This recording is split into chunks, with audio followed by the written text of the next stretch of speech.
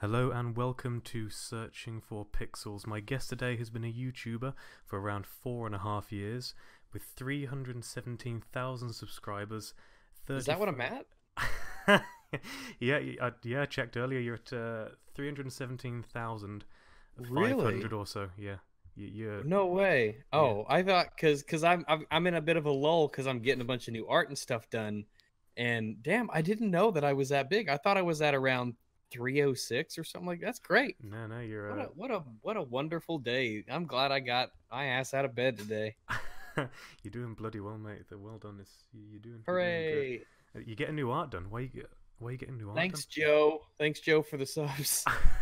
Your views rocketed up on that one. That Oof. that video now has got over 500,000 views Oh, that's in awesome. one I don't month. I don't check my numbers. I'm not a numbers guy. I never really check my numbers all that much. I just make stuff. I've got them Uh, all written down here, mate. So you're gonna find out Jeez. today. You do way more research than I do. Shit. So what's this new art?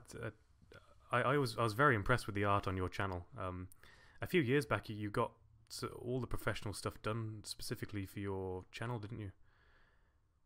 Yeah, I just gosh, this is going way back because you said 4.5 years, but really I've only been making videos for three-ish. Okay. Because there was a big time period between when I made the YouTube like account Mhm. and then I posted some Daisy videos just because that was the game I was playing at the time with friends and stuff. Yep. Um, and so I was like, oh, that was funny. Let's put this on YouTube. Might as well. It was very, very casual. They didn't have like editing or anything. And then I posted a PC thing, and that kind of got started. But there was such a huge gap between it. But I forget what was the question. Uh, the art on your channel. Oh yeah. I got. I just took a piece of clip art from Google and just used that, and then I was like, yeah, let me get some better pictures of a doggy, Yeah. and then I got some Shibi dog pictures from some stock image site, Yeah.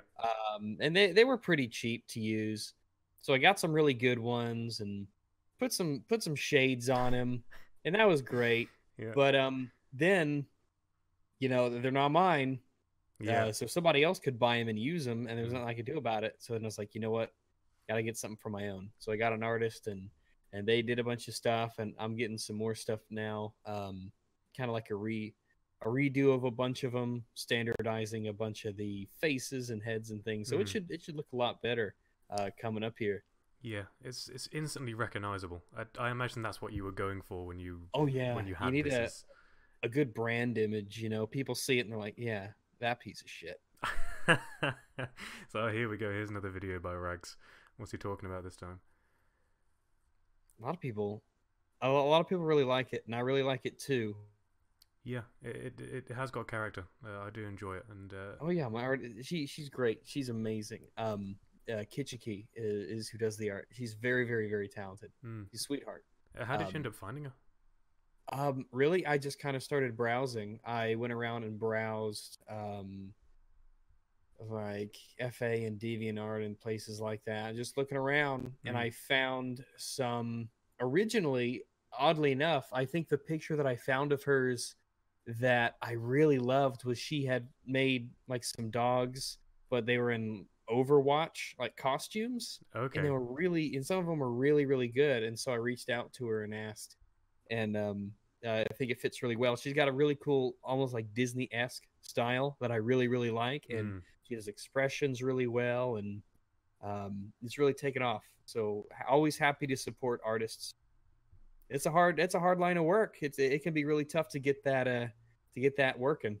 Yeah, it's a competitive world out there. Yeah, It's the for those artists. starving artist euphemism. Yeah, It's a thing. It's a thing. yeah, it really is. I mean, you've picked a dog as your character. You must have had quite a lot of interaction with the furry community because of that. Yeah, you could say that. Yeah, yeah. You could say that. I was before having this chat with you. I was looking up, your videos and your past content, and you had an interview with I'm probably mispronouncing this, Jason A. Fex, Close enough. something like that. Yeah, from the Cuck Shack.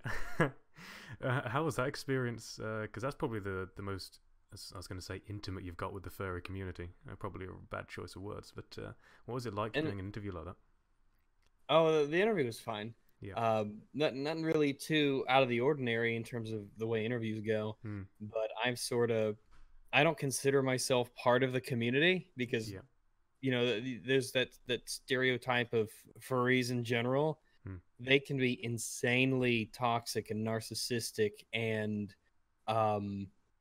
very, very egotistical.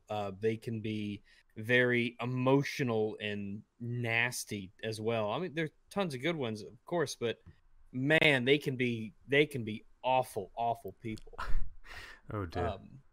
But I don't really like do any really community stuff. I mean, there's definitely overlap, the character, the stuff that I say, Hmm. but I don't really see myself as part of the community. Yeah. I mean, even if you're not part of the community, it's I find it very respectful in a way that you kind of reached out to them doing that interview with Jason A. Fex. Like you're not actually part of it, but you certainly interact with them, which is very cool Yeah, to see. I don't have anything against them. Yeah. I mean, the porn's hit and miss, so that's about the biggest overlap between us. Yeah. Dearie me. Well, it's a strange life, I suppose. It is a strange one. And I was looking at your profile on YouTube. Yeah. You probably don't know this now as well. You've got over 35 million views, which Oh, neato. yeah, it's just like I'm doing a little update for you. Yeah, it's kind of that's really cool. 35 million. That's that's pretty impressive stuff. That is good. It's very impressive, especially particularly because I mean, you do have a lot of videos, but to get to 35 million with the number of videos you have is even more impressive. Because to get to that point, a lot of channels must churn out videos, day after day. But you'd say, is it correct in saying you'd make about one video a month or so, two a month? No, it kind of turned out that way recently, especially this year, because that's not the way it's going to be. That's one of the reasons I'm getting all this new art done, because that kind of helps me to push to do stuff if I've got a bunch of stuff to emote with and use. That's part that I really like. But no, because I moved places earlier this year, and there were just a lot of that got dragged out for longer than anticipated. And I couldn't really do work while I was moved away all that much. I could get some stuff done, but it was really slow. But it's not going to be like that in the future, especially once I get this new stuff up.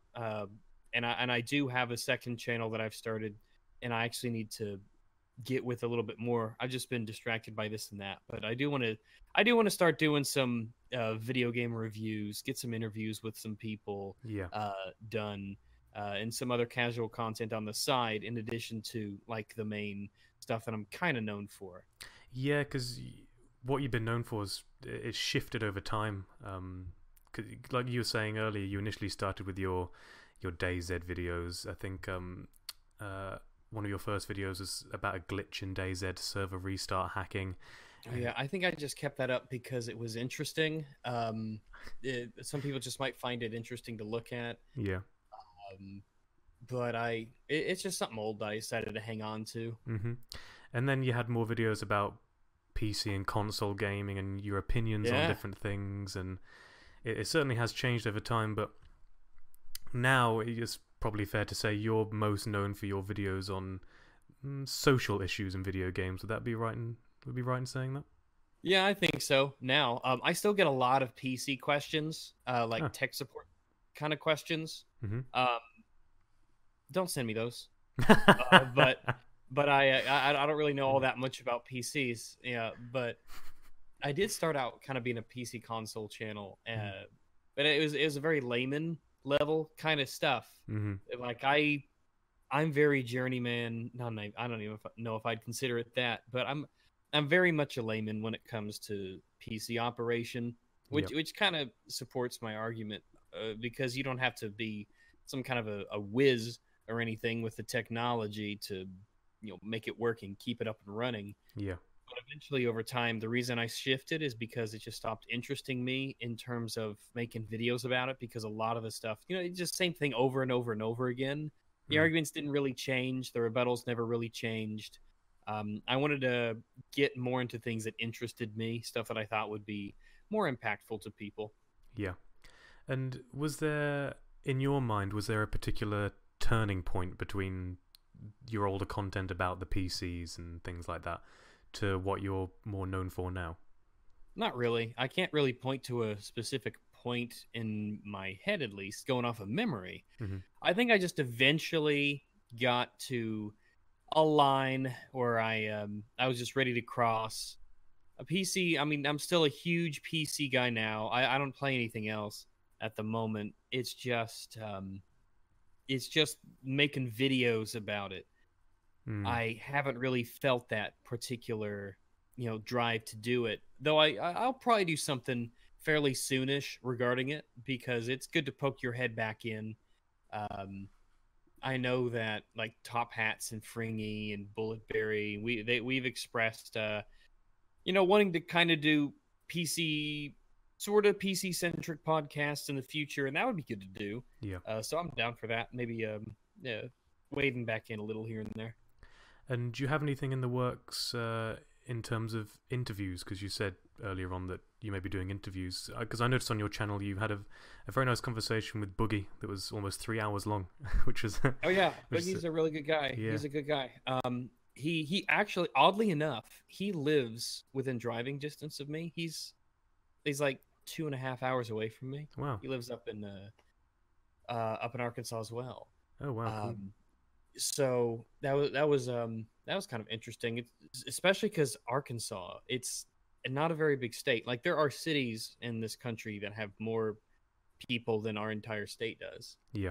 But I would like to reach out to like MLG gamers, sportscasters, things like that, and kind of get interviews with them about kind of how that all works because it's interesting. I was there was a time where I watched a lot of like Super Smash Brothers compilation stuff, and you would see for the most part it's people spurging out and it's funny, but there would be some game casters, I guess is what you call them, commentators. Yeah. And I recognized some of them over time. And I was always curious, how do you get started in that? How do you become a video game MLG live sportscaster? Yeah. I mean, what do you have to do? What does it involve? Who do you go through? Is there an organization for it? How did you get, swept up in that? Maybe talk to people who play games professionally. How much do you practice? What is it like? Is there, this, that, and the other thing? Yeah. But, stuff like that I think could be kind of interesting because we all know about MLG players and stuff. We know about people who comment, but we don't really know how that all functions together. And that's something that's interesting, kind of the logistics of it. Yeah, it seems like a different, like an alien world if you're not in the know. So that could be very interesting, actually, learning about the functions behind of it. Well, yeah, I mean, it's the same with every sport. You see them out on the field, but 95% of all the time they ever put into it, is the prep and doing stuff elsewhere. Yeah. And that's interesting to think about because you normally it doesn't even come to mind. Yeah, like years of training for 5 minutes of Smash. It's that'd be very, very interesting. Speaking of the Smash compilations, I watched so many of them like recently. My favourite's the disrespectful Luigi moments. I absolutely love those so much. Those compilations they're fantastic. Yeah. They are legitimately interesting. How that it's a crazy community. A very motley crew of gentlemen who run that part of the world. It's all over the place. It's strange, but Smash is a big thing. I don't play it. I used to back in the day, but it's just, I didn't know that there was such a huge kind of audience centered around it. Yeah, the intricacies of that seem far too great to really get into it long term. Like it seems it's pretty extreme, all the detail, like all the different tactics they have. It doesn't seem very friendly to get into. Yeah, I never was one for the professional gaming stuff. I've always been pretty good at video games. I mean, I think I'm if I really really tried and put my mind to it and worked and focused, I could probably be MLG in some games. You know, I could learn. Yeah. I'm a good learner, Hmm. but man, it's just I've done like years ago. I did scrims in Battlefield 3 with like professional teams and stuff. Oh right. Um, but it was just one of those things where I was like, man, that that kind of time you have to put into it Mm-hmm. and the way that people acted and behaved, it's just oof, I don't want any part of it. Yeah. Yeah. It's I want to play games and have fun. yeah, exactly. I've pretty much, I say, stopped playing multiplayer games. There's a lot, a lot of life circumstances, times and free time that stops me playing games personally. But a lot of it is just the learning curve now at this point.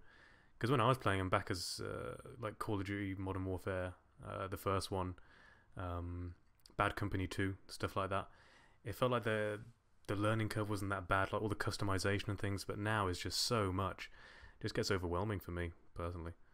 Yeah, some are higher than others.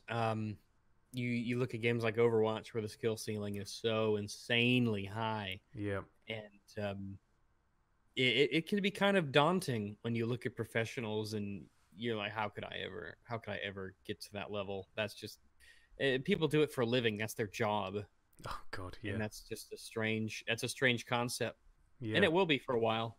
Mm. Yeah. I think the last game I really sunk my teeth into was Persona 5.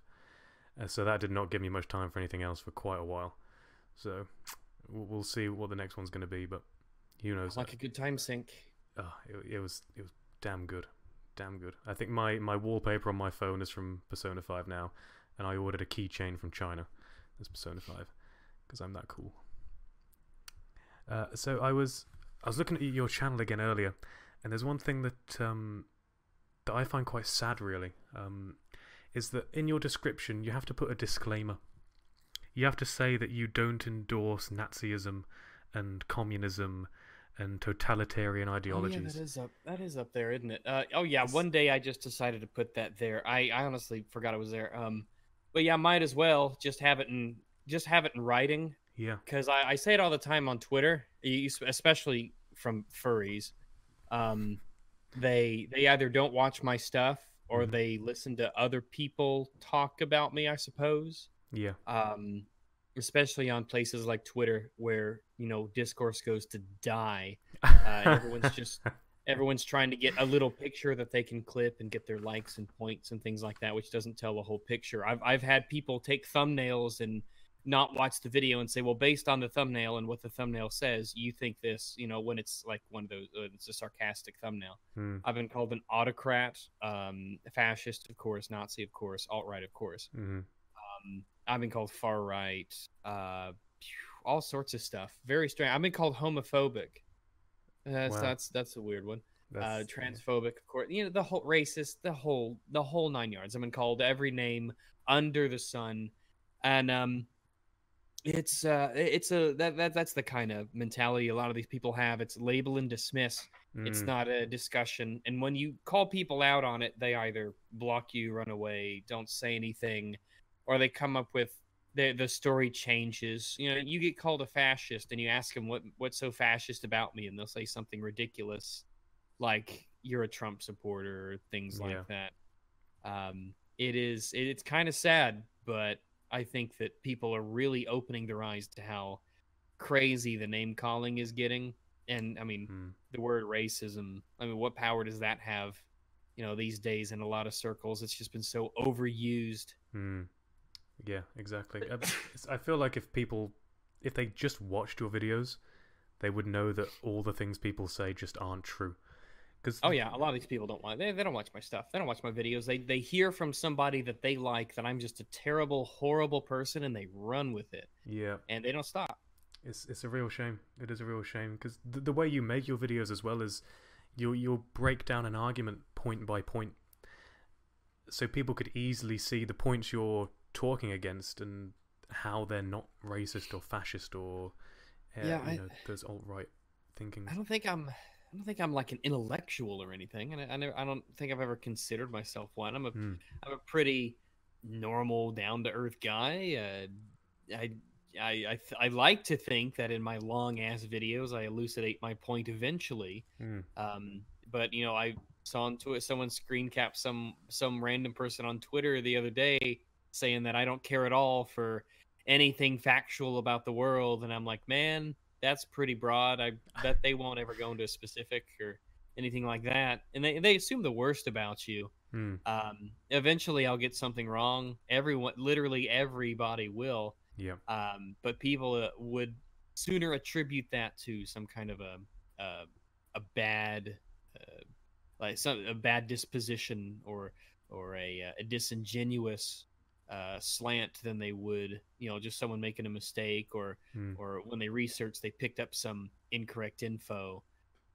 It's very but a lot of toxic people out there. They just want to watch channels burn. They just want to hate. They just want to throw shade. Yeah. Yeah. It's a shame because what I think personally about your channel, why it's grown to the success that it has, which is fantastic, is I think you pretty much say what most people are thinking. I get that a lot. I get a lot of messages that say that. People are like, "You're saying what I'm thinking," and it's good to hear somebody say that stuff out loud. And I know it has an audience. This stuff I'm thinking. I know I'm not alone in this. Yeah, yeah. Especially, I think not too long ago you released a video about Battlefield 5 and the role of the main their advertisement campaign being this woman with a prosthetic arm. Yeah, when the game, the when it came out, when the trailer first came out, I did make a video. I think it was about a Polygon article. Shocker. Yeah. No, or it might have been Kotaku. I don't know. They're both the same. But I saw on Twitter that there was like an account on Twitter called like Spicy Furry Takes or something. I don't know. Okay. And they posted on Twitter just the thumbnail and the title, like they went to the YouTube and they clipped the thumbnail and the title and the views and stuff. Yeah. And that was it. Apparently, me and the title was like, "Let's talk about women in Battlefield 5." Was like the title of it, and that was it. That was the only picture, and everybody came to crazy ass conclusions. And there's no that was all the context given, and people just thought I guess they thought I hated women or something. I apparently just that alone was a spicy take apparently just to make a video talking about the subject. So I mean that's why these people live on Twitter. They don't actually have an audience or change minds. It's that's just what they do. They just want to preach to the choir and with nonsensical stuff. Yeah, I mean EA did it they did it well in Battlefield 1, didn't they? Because one of the main campaign stories involved a female lead. The Battlefield 1's campaign, the ones I've played so far have been pretty meh. Yeah. Definitely wouldn't suggest the game for the single player aspect. But there was one where you played as some chick in I guess she was like Lawrence of Arabia's right hand woman or something. Right. And her name was like Zijia or something, like I forget. But I think she was I forget what ethnicity she was, but she was it made sense in the sense of a story. Yeah. And there was a DLC for Battlefield 1 called In the Name of the Tsar, and they had the recon or the scout class for the Russians would be they were women, they were females. Yeah. And that made some historical sense, not really. I mean, sort of, it was passable, and people didn't really mind at all. I mean, they had the Harlem Hellfighters as basically the poster was a black guy for Battlefield 1 because part of the story opened up as the Harlem Hellfighters, here are black guys. Yeah. And it was like, that makes sense. And nobody batted an eye. I don't know. I'm not going to say the same about the Germans on the black Germans. That seems like they're stretching it a bit. But yeah, it made the cover made sense. Hmm. And you don't get that with Battlefield 5. It's like they're not even. Oof. I think that game is gonna tank. I think that game is gonna tank. Yeah, there's been reports of the pre-orders being rather lackluster. Oh, they're So abysmal. yeah, I haven't actually looked at it. Did they give particular figures, or is it just? Yeah. Or did they? When I from about 3 weeks ago, 3 or 4 weeks ago, the Battlefield pre-orders were 85% behind Call of Duty's. 85%. 85% behind Call of Duty's. God. And that's doubly significant because at this point, 2 years ago, when Battlefield 1 was against Call of Duty, Yeah. pre-orders were actually higher than Call of Duty. Hmm. So for years and years, DICE and Battlefield, they were making these games and they're building and building and building, to get, past their biggest competition, arguably, which is Call of Duty. And they finally get to that point. They finally reach the point where they have more pre-orders than Call of Duty. And then in one fell swoop, they just Yeah. it doesn't even just slip. It completely flips on its end. Yeah, it's very impressive to see, particularly because if you go back maybe 9 months to a year or so, and or maybe even less than that, and the first initial announcements for the next Call of Duty game and Battlefield 5 were coming out, people were not happy that the next Call of Duty didn't have a campaign. It's still going to be full price. It's probably not going to be that great. And then Battlefield 5 is like, going back to World War II, that could be quite interesting. People were ready for it. People wanted like another 1942. We wanted a good, right, proper World War II game set in, Battlefield, and we got this. And Yeah. first impressions, they count for a lot. Yeah, they really do. I just don't understand why it defeats more of the points that Battlefield 5 are trying to put across. When you give, why does she have a bionic arm? Why do they have ninja swords? Because it's about crazy customization, and I think like this Fortnite mentality plays into it a little bit. And I'm not throwing shade at Fortnite. Yeah. I just think that people see that there's this wacky aspect of it, and they can just put that anywhere, and gamers will love it. Yeah. And that's not the case. Pressing the woman angle and the inclusion angle, it doesn't. Games are successful despite that aspect, not because of it. Yeah.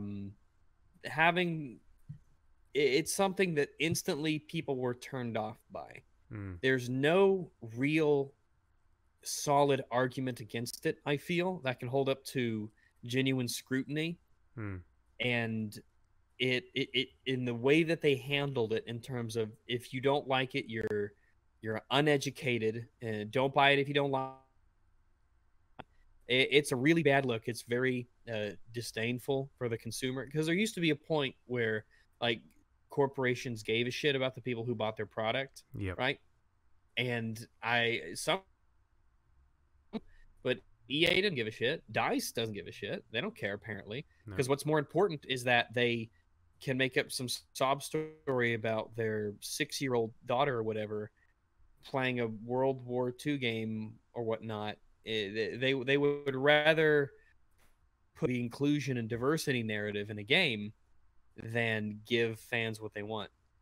Yeah. And they're going to suffer because of it, as has happened before, and as we will see again. And I predict that Battlefield 5 will be a huge example going forwards about the perils of that. It's almost like what we're seeing in the comic book industry, and how those are just tanking in terms of sales as well.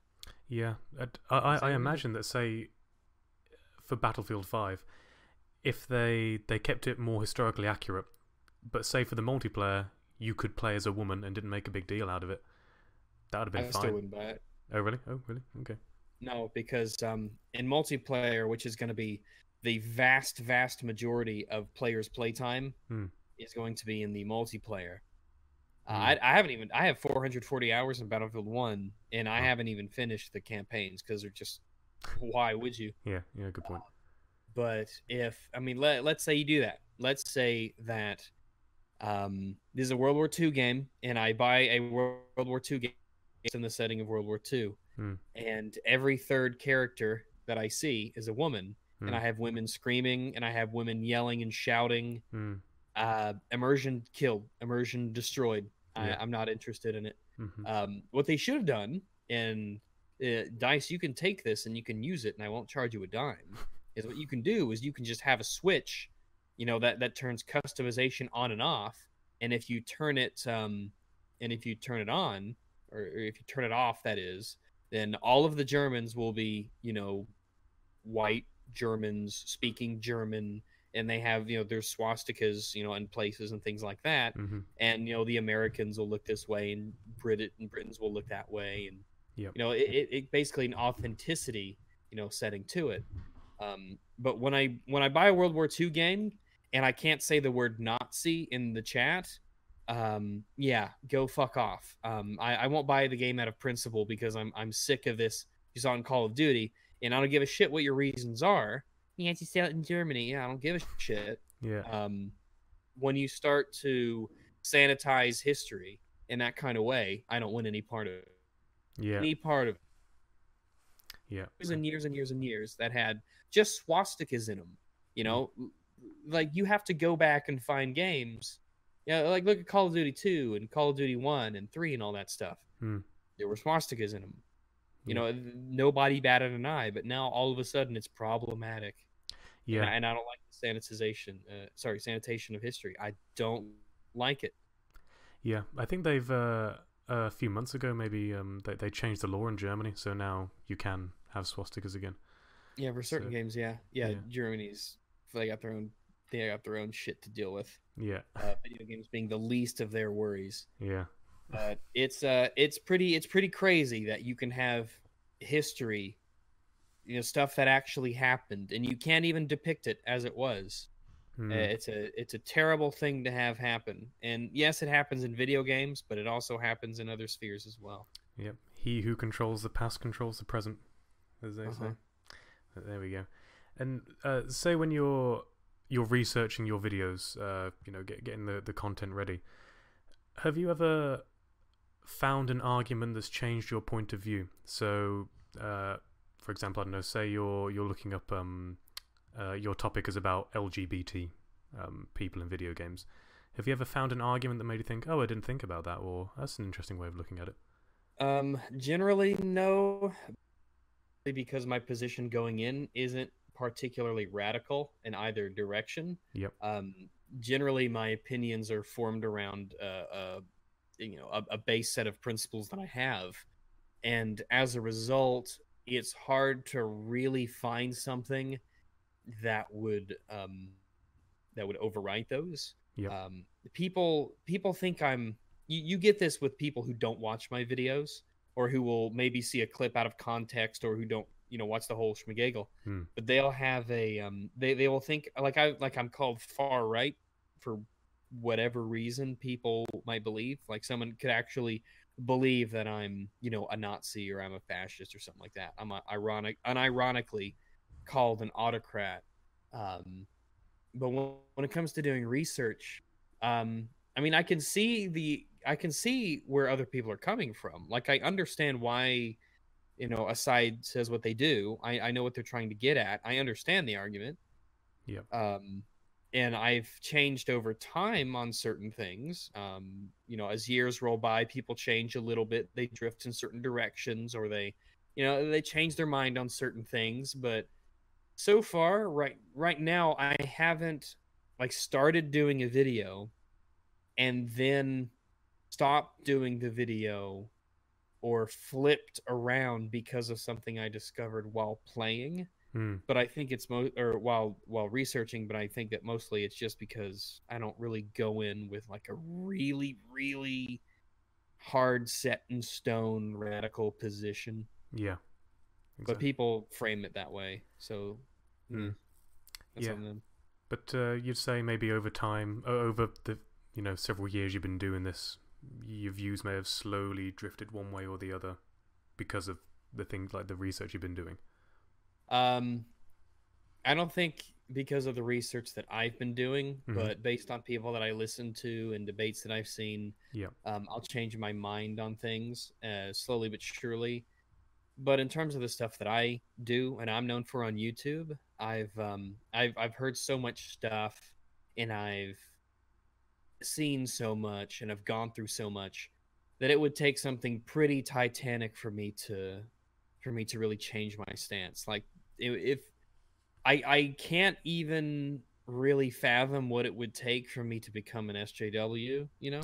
I because it's completely antithetical to my principles. Yeah, yeah. So it's one of those things. It's like, you won't change your mind. He's like, yeah, some people can't have their minds changed because, it could be 10 different reasons why for 10 different people.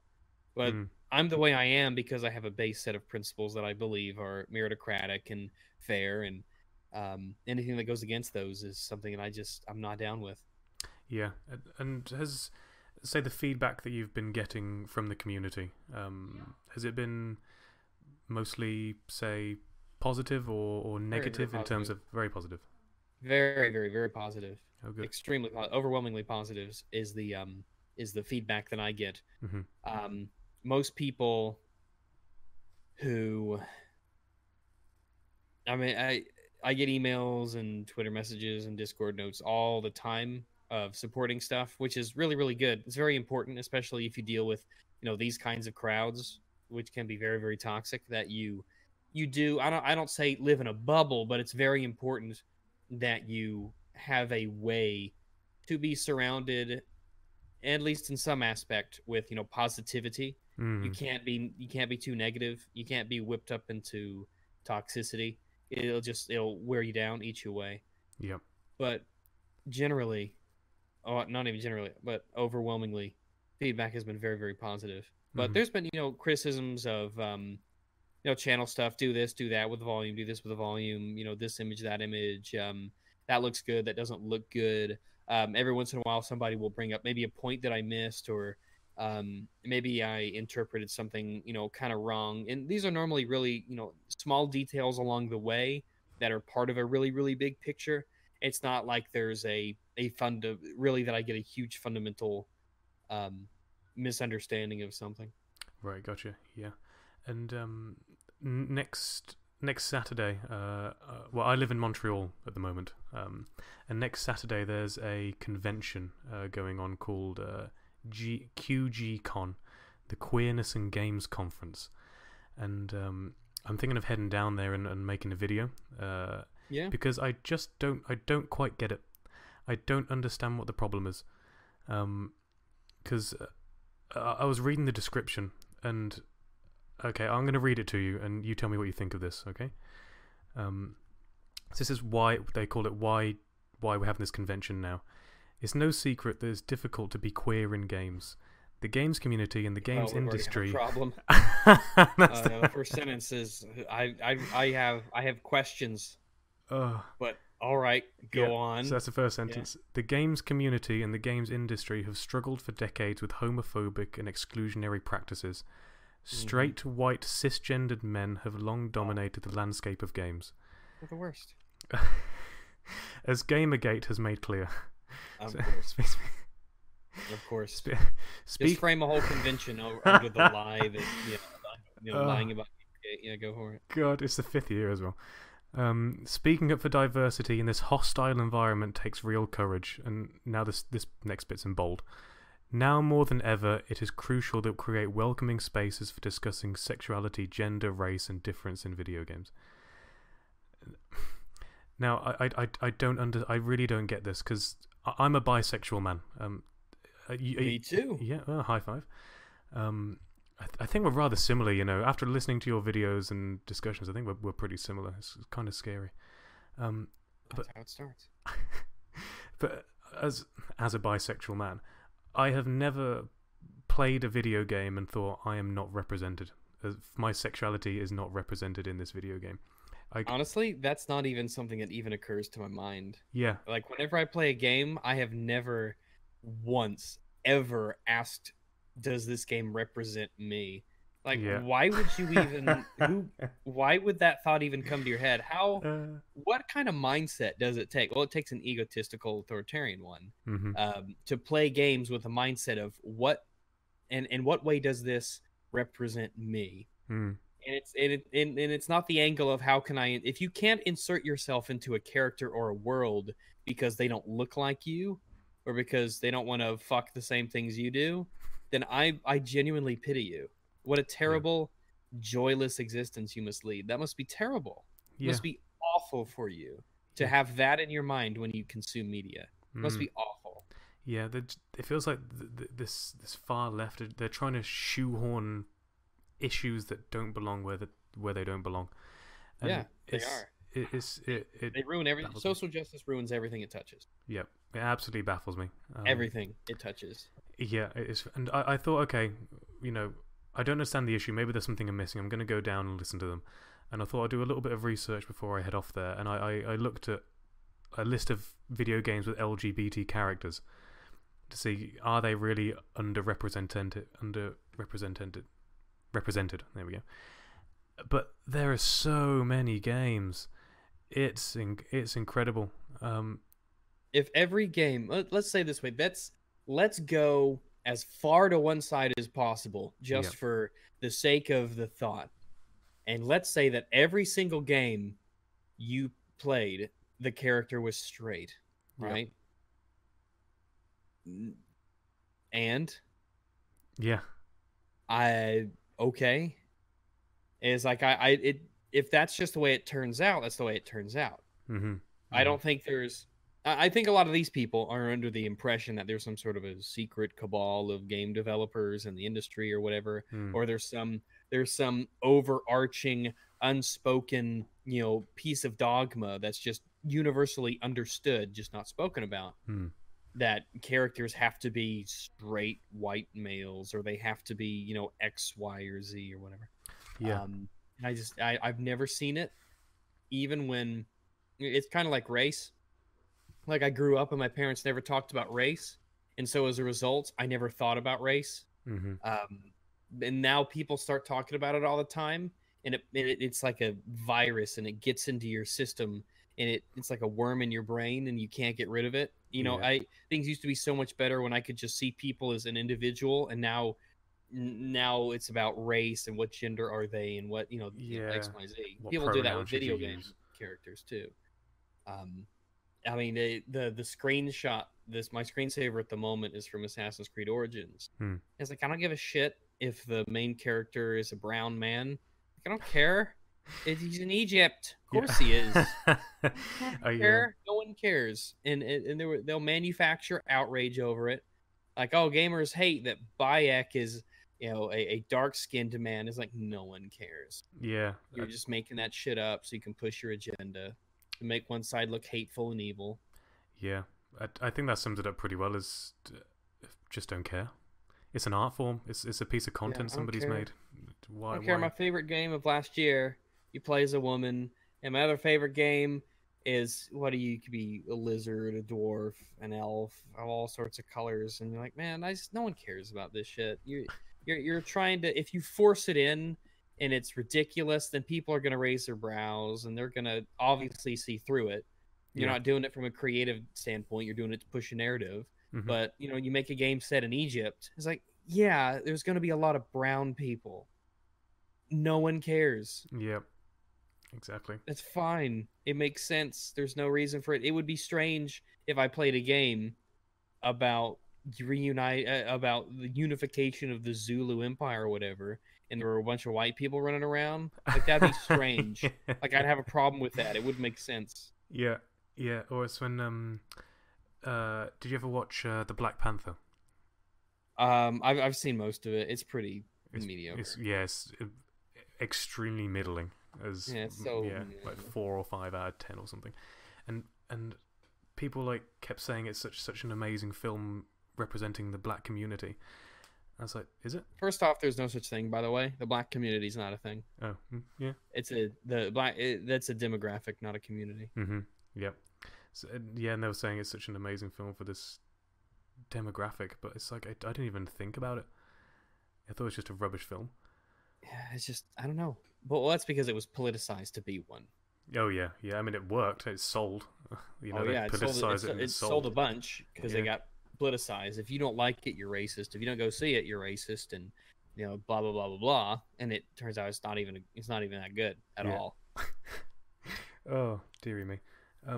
So I'd like to ask, what's the process when you make one of your videos? So say you decided I want to make a video about let's say bully hunters.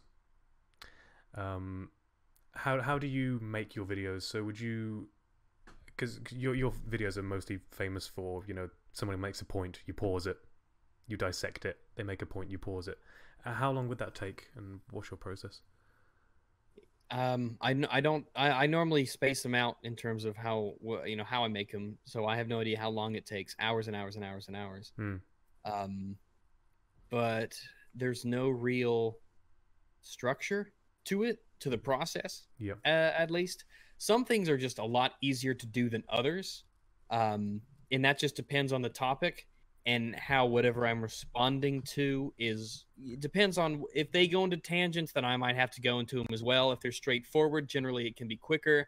The way the bully hunters one works, the reason that one ended up being so long is because for the first thing I went basically over the whole stream, but as you go, it's pretty much, this is one thing that I tell people a lot when they talk about YouTube, like starting YouTube, and I say one of the cool things to do, that's good to start off with, is to respond to somebody else.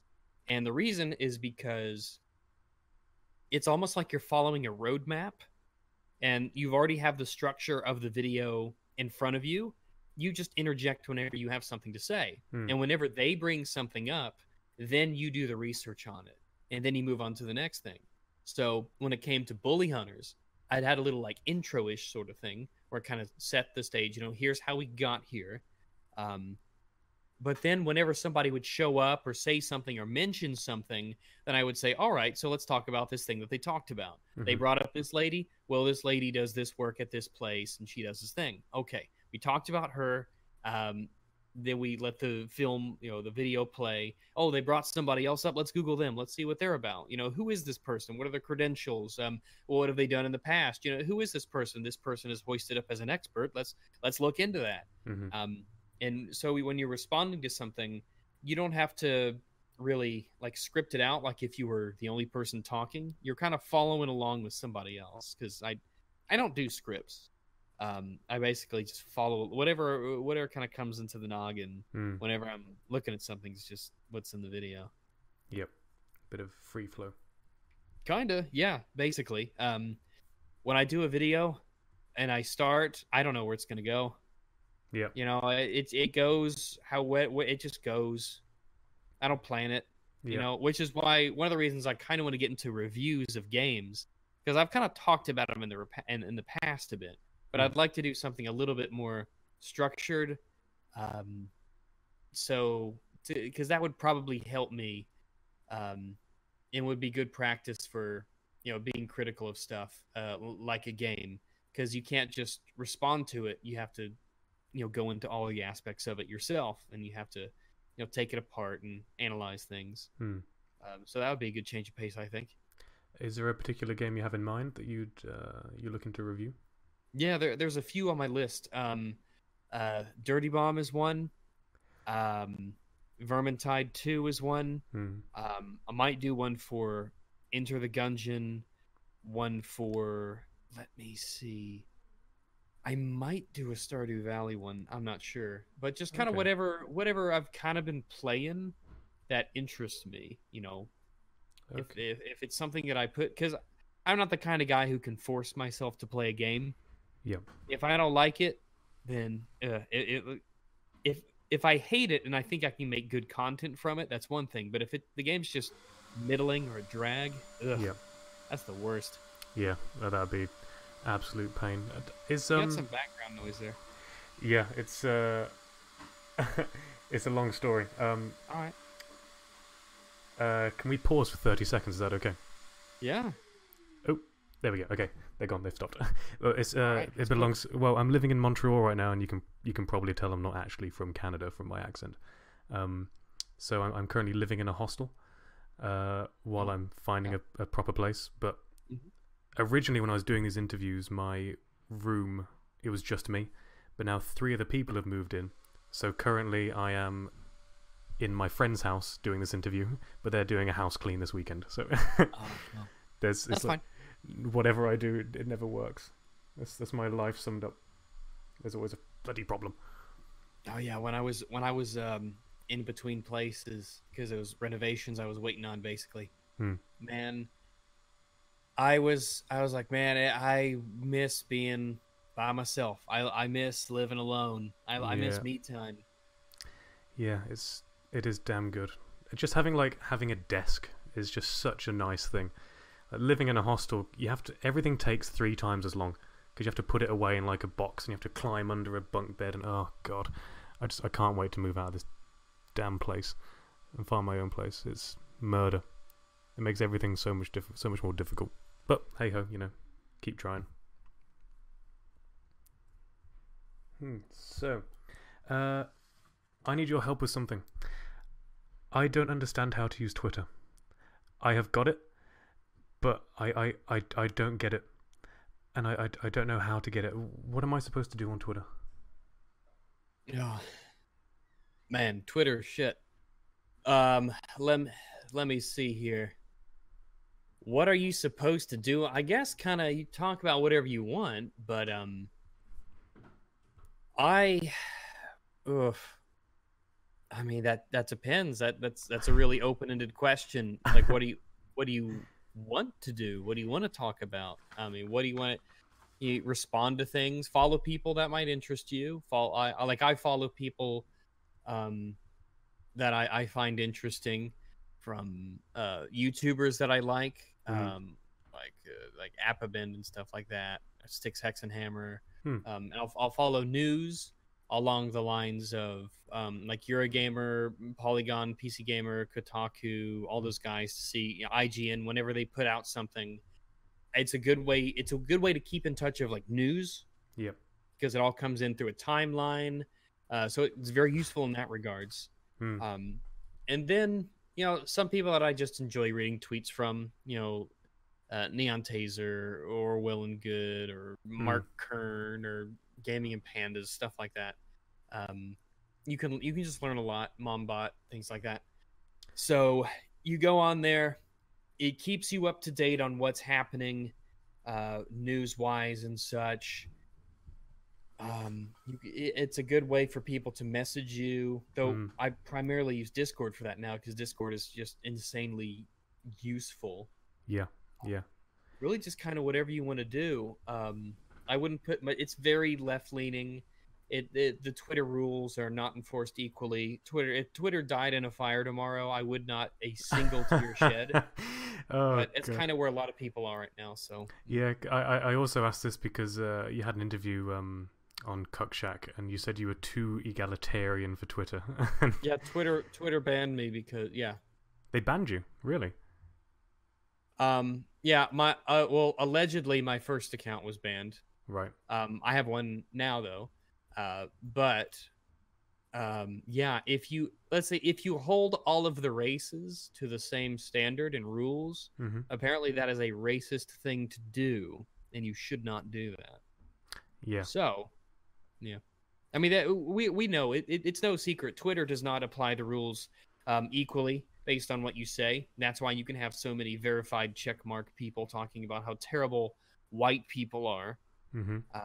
and nobody bats an eye and nothing ever happens. But James Woods can be suspended for talking about liberal hypocrisy. Yeah. Yeah, it's terrible. I'm only there because a lot of people are there right now. But like I said, I would not mind at all if it all just burned down and something else took its place. Yeah, I'm still learning on that one. And Yeah, you can use it though. It can be used to your own advantage. yeah, I mean, I probably only used at the moment. It's just direct messaging most of the time. That's all I really use it for. Um, but I'm hopefully going to try and get the hang of it. I mean, I do use it for Simpsons gifs and Bongo Cat. Oh yeah, it's great for memes. It's really good for memes. Oh god, but there we go. So you've got Twitter, you've got YouTube, obviously, but you've also got a Patreon running right now, and I'm not sure if you've checked your stats on this one, but you're currently at, if you don't mind me saying, Sure. $1,650 per month. That's pretty good. Yeah, Which is I amazing. I'm using a lot of that money, and I'm putting money back into the channel. I've got other pieces of art that are not from Kitschy to use. Hmm. I do have things like animations and stuff planned for the future, um, and I'm gonna be uh, basically using a lot of that to just make the channel look nicer. And Hmm. people will see that, especially when the new art's done. There's more standardization to things, so they'll fit and they'll move better, um, stuff like that. But yeah, Patreon's pretty much one of those. If you want to support me, it's the best way to do it. Yeah. Um, Maybe one day I'll get a little sponsor sort of thing going, but because demonetization is just crazy right now, Hmm. and it's one of the most demoralizing things that could ever happen.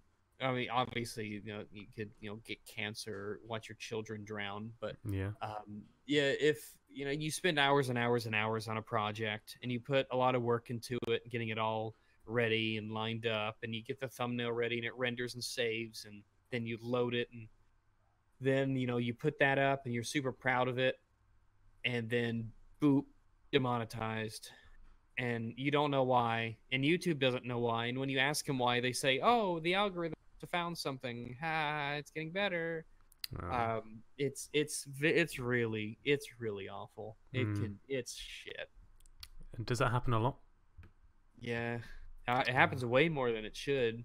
I'm getting emails every once in a while because I got hit with the demonetization wave later than most other people did, and it's still bad and it's awful and it shouldn't have happened at all. Hmm. But every once in a while, I'll get an email, "Hey, this old ass video you did, yeah, it's suitable for advertisers." I'm like, "Yeah, thanks," Right. because demonetization hits you when you get most of your views, and then it takes X time for him to resolve it, and by then most of your views have happened, and you're like, "Well, shit." Yeah. Yeah. Tough luck. So say you got hit with a demonetization. Would that take away the money you've made from the previous views? So say you got like 10,000 views before you got the notice. Would it wipe No, away everything? when it gets demonetized, from that point on, ads won't play. Right. So that means that while it's in that state, it's not making you any money. Yep. Man, that's really sucks. Yeah, it does suck. I wish, I wish that I could just say, "Hey, what was in this video that set off the robot?" Because that's essentially what it is. It's a robot that decides if it's demonetized or not, and when you appeal it, it's some Joe Schmo who's getting outsourced by Google to just sit in front of a computer and approve or deny monetization to people. So Hmm. if someone just doesn't like your face and some random office, some nameless nobody out there, then bam, your livelihood just took a hit because someone out there decided, nah, this shouldn't have ads on it. Yeah, exactly. And I imagine like they have to make that decision pretty quickly. And if you've got a video that's an hour and a half long, they're not going to sit through all of that and make a justified decision. They're going to have a quick glance and go, "Yep, nope." Yeah, it's awful. It's an awful, awful system, and things should not be like this. But people get into moral panics and uproar. Oh, I don't want my ads playing on something that might be offensive, and then so YouTube freaks out and goes into a panic, and it's one big mess. And Mm. it's all because of this neo puritanism that's happening now. This new age pearl clutching is all it is, Yep. and it affects people's livelihoods, and it hits both sides of the aisle, and this is what you asked for. Mm-hmm. It's awful, just like everyone knew it would be. Well, Yeah. this is awful as we'd say, we told you.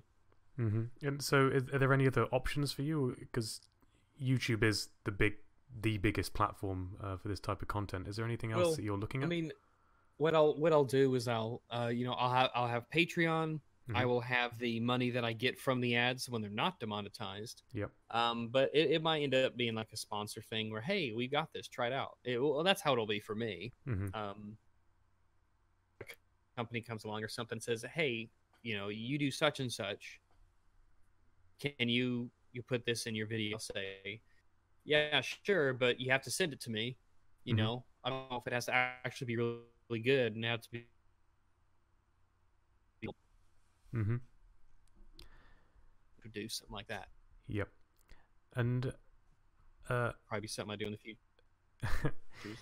yeah, that could definitely work. So, do you do much streaming as well? Because I went onto your channel and I couldn't find any Twitch links or anything. So I don't know. No, if that's I something you do. don't. I don't do Twitch yet, but I do streams on Dishonored Wolf's channel and Mahler's channel. We talk about, we criticize video essays and things along that line. So you can find me on those two channels once a week or so. I do like role plays, Pathfinder and Dark Heresy. I do Dark Heresy on Arch Warhammer's channel on Thursdays, and I do Pathfinder on I forget which channel it actually goes to. I believe it's NECA's channel on Tuesdays. Yep. And I do that with like Ritualist and him and Aiden and some other good guys, and you know, we play that, and those are pretty fun. But we stream those. And then just some people want to do a chat, and I normally say yes. They say, "Hey, you want to talk about whatever?" And I'm like, "Yeah, sure, sure." When we can have a talk. We can talk about this and that. Just like we're doing now.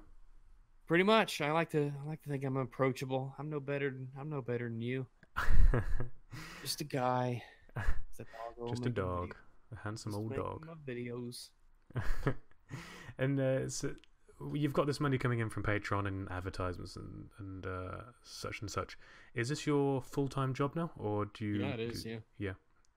So. Yeah, it's like it's weird though, because when I finally kind of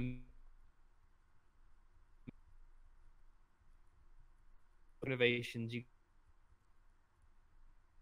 got played in it all. So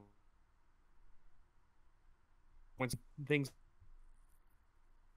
ready and plans and things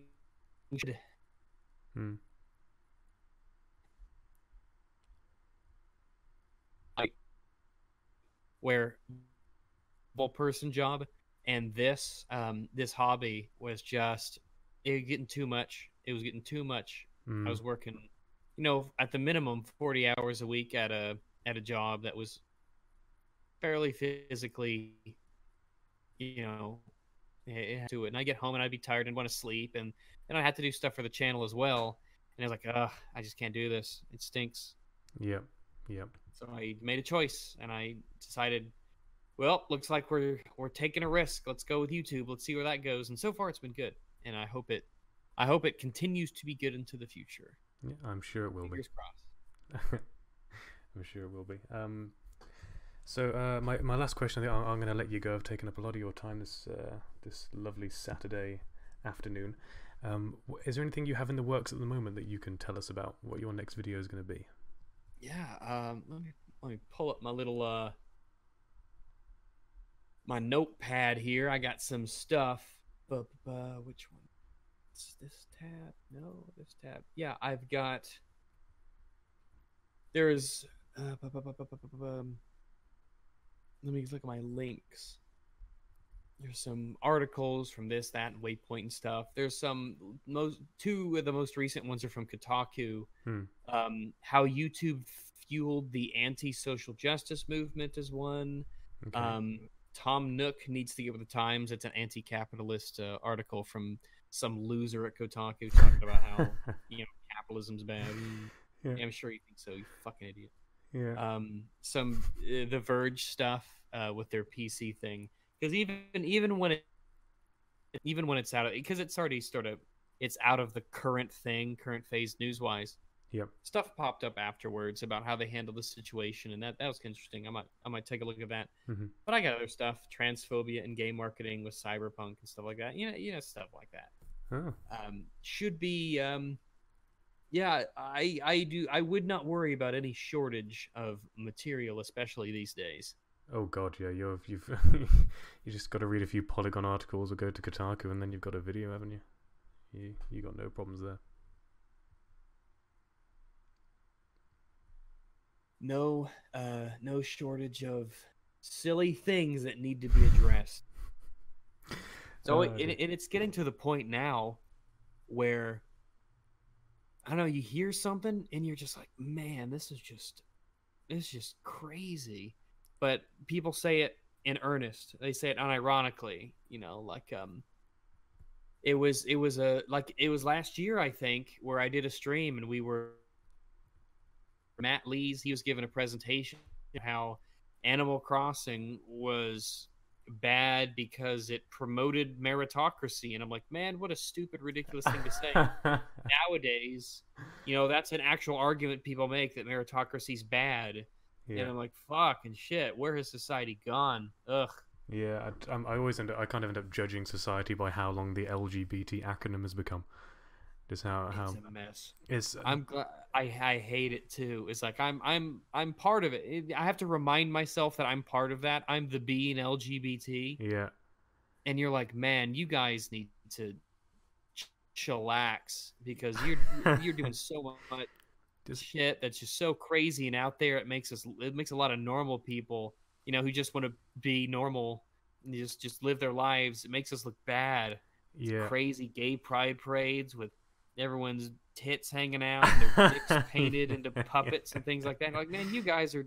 It's so counterproductive. Fuck, I don't want to be associated with you. Yeah, it's more it's self-destroying rather than empowering sometimes. There's Oh, yeah. there's a place near me, where I live in Montreal. I live in the hostel, and it's right next to the gay village, which is very famous in Montreal, The gay. and it's bloody massive.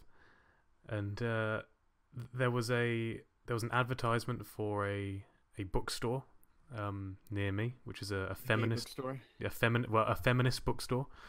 Yeah. So I went on there and I clicked like the about section to see what it's about. And this is the longest LGBT thing I've seen. It's LGBTQIA2S, and I had no idea what the hell that meant. So I had to give it a Google. But apparently now there is LGBT, Q for queer, I for intersex. No. Pardon?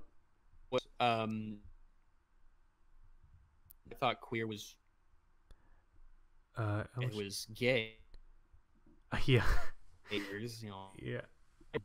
But I'm not entirely certain. And the next one is There was LGBTQ, which is a queer or question, intersex. intersex. Yeah. A is asexual or ally. Yeah. Ally. Yeah, so it can mean two apparently. And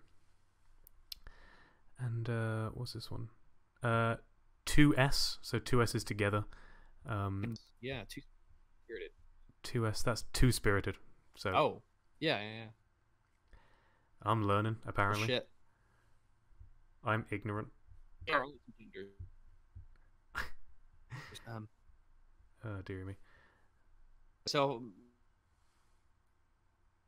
call yourself whatever. Yeah.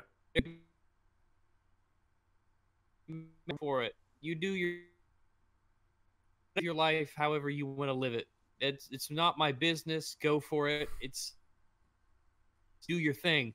But once you start trying to legislate what I have to say and what I have to do, and once you try to give yourself special privileges under the law, and once you start telling other people that they're, awful, horrible, immoral because they don't see things the same way you do, then you could fuck right off back to the hole you crawled out of. I'm guessing you're a Jordan Peterson fan then. I do like Jordan Peterson. Yeah, I like him a lot. Yeah, I went to a meetup last week or the week before in Montreal, like a Jordan Peterson meetup on meetup.com. Yeah. So that was interesting. Everyone was trying to speak over each other though. Oh well, it happens. Yeah. Yeah, I like Jordan Peterson a lot. I don't follow him with some of the weird, the quasi-religious stuff. Oh god, yeah. The lobsters. In terms of I think he loses himself in that. But I really the important stuff I'm down with him on. The differences in genders and really men being men, women being women. The freedom aspect, the freedom of speech aspect about the meritocracy and equality of opportunity, stuff like that.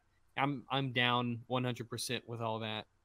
I'm a big fan, and a lot of people like to think that, like I've seen people say stuff like, yeah, he says this crazy thing about religion. I'm like, yeah, sure, but like the important stuff that he says is like spot on and a lot more important. So I'm not going to agree with everybody 100% on everything.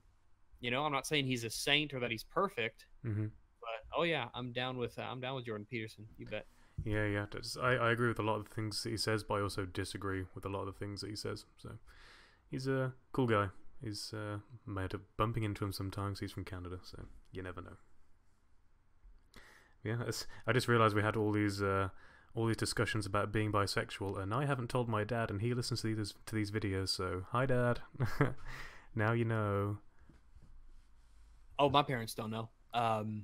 They don't know that I am bisexual. They don't know that I am an atheist. Mm. It's just one of those things. It's there's no. I'm not gonna stir the. I'm not gonna stir the cornflakes if I don't need to. I'm just. Yeah, exactly. What's the point in causing different times, isn't it? It's different times. So why make? I was going to say trouble, but why? As you say, stir something up when it's just better to not stir something up. Yeah, I don't, and it's one of the. Both of those things are parts of me that really aren't that important at all. So it doesn't even matter. That's why I've been both of those for years and years, and they wouldn't know because they're such, in relation to everything else that I do, they're so insignificant. Yeah, exactly. But there we go. That's probably why you keep your name secret and everything on YouTube. It's just rags. Just rags. Just rags. That's all you need. That's all you need. I don't like the whole face cam thing or the real stuff. It's like it doesn't matter. If I don't want to know your real name. I don't want to know what your real face is or where you live. It's like none of that stuff matters. I don't want to know about it. Just say stuff. Yeah, let's just play video games. Yeah, I play games and get what ideas do you have. That's the kind of thing that's important. Exactly. But so yeah, I think I'll let you go and head back off to Battlefield or Doom or whatever you're playing. But thank you very, very much for joining me today, Rags. It's been an absolute pleasure. No problem. And if you ever fancy playing a game, hit me up. I'm down for it. Yeah, just give me a holler whenever. I'm around. Cool, awesome. Thank you very much, Rags. Yeah.